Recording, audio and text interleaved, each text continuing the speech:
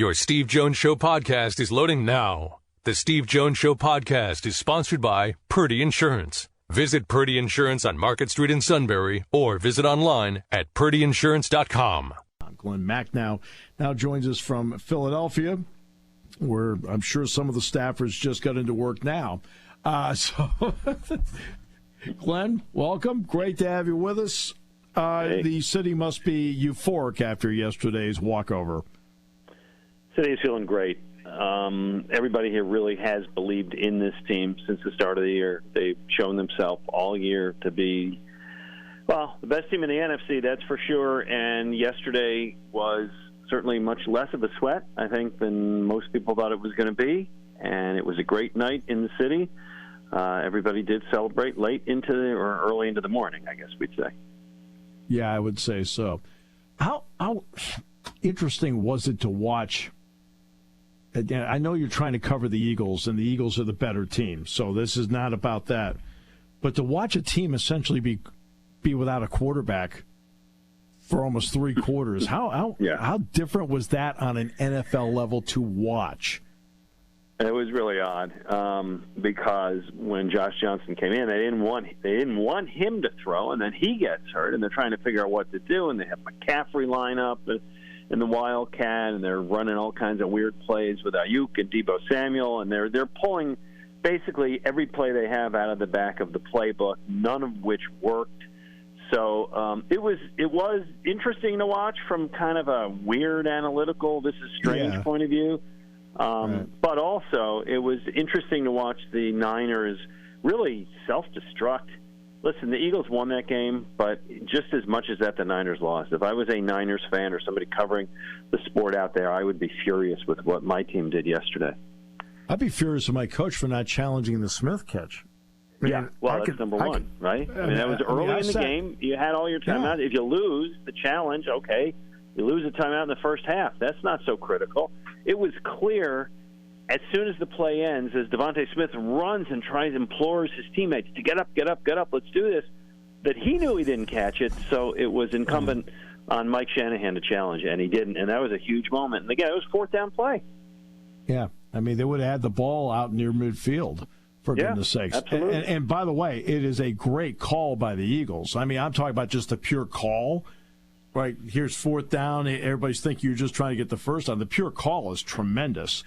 They've been gutsy like that all year. Shane Steichen, the offensive coordinator, and Nick Sirianni, they go for it on 4th. I mean, they go for it on 4th and 4. They will try a pass on 4th down. Nick Sirianni, Doug Peterson was a ballsy coach, and Nick Sirianni is that times 2. Yeah. I mean, no question. But there was also another element to that play that I think was emblematic of the game. I think they got away with the game yesterday. I know he didn't fumble it and he didn't intercept it, but I think the Eagles got away with the game yesterday. And this can happen to one of the best in the business. But Jalen Hurts was not on his game yesterday. No. And I think for the Eagles, that's going to be great that they did that on the finally they got a day where he wasn't quite right.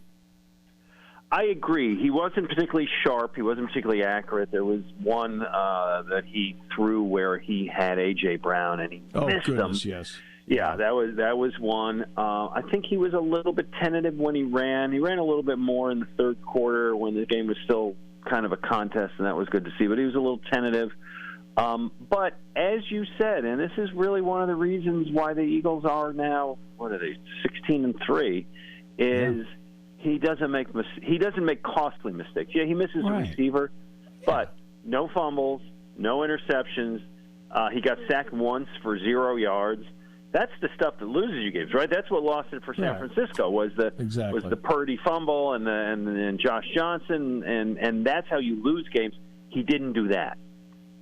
I thought the best player in the field, and I think the best player in the field I saw in both games was Hassan Reddick.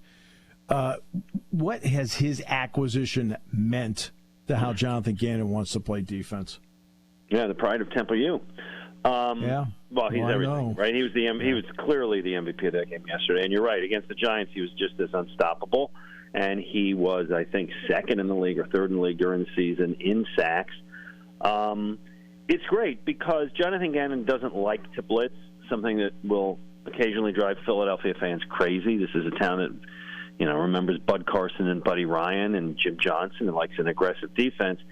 He doesn't do that, and what Hassan Reddick allows him to do, and not just Reddick, by the way, because, listen, they had 4 guys in double-figure sacks, 4 defensive linemen, is it allows him to rush 4, because Hassan Reddick's going to get to the quarterback, or maybe it's going to be Josh Sweat, or maybe it's going to be Javon Hargrave, and or Brandon Graham, the old man. And doing that allows you, it's pretty obvious, right? You don't have to rush 6 to get to the quarterback. You're in great shape.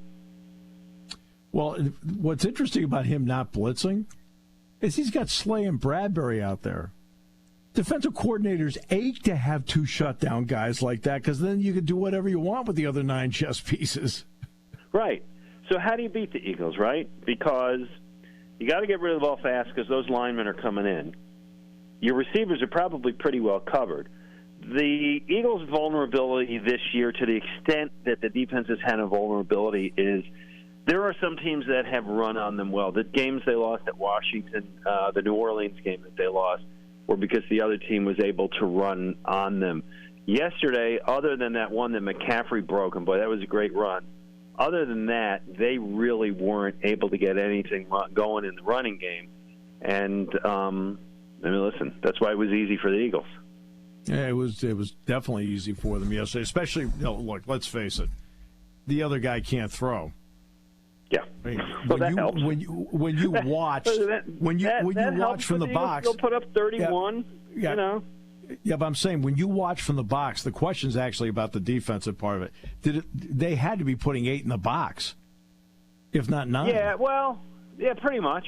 Sure. So you focus on the run and you focus on McCaffrey, and listen, that guy was still great and still able to bust some. But other than him, they got nothing. They got I think 3 catches for 30 yards from Kittle, who's a great receiver. Brandon Ayuk caught 1 pass all game. Yeah. Deebo Samuel was a non-factor. Yeah, you're right. That played to the Eagles' benefit. It made no question it played to their benefit. And not only that, they get the takeaways. The big play by Reddick that knocked Purdy out of the game, and then the ball that went off Josh Johnson's face mask right at the end of the half. Boom! Like you get handed one. That was huge. Yeah, that helped put the game away. Right, you get that score going into the half, that puts the game away. Yeah, I thought Miles Sanders ran the ball beautifully yesterday, but I want to go to Gainwell. I'll be honest with you, Glenn. I did Gainwell's last game in college because I did the Cotton Bowl game. Okay. And to be honest with you, and so I watched some tape going in. I'm like, okay. And against Penn State, he didn't play well. And I was like, okay.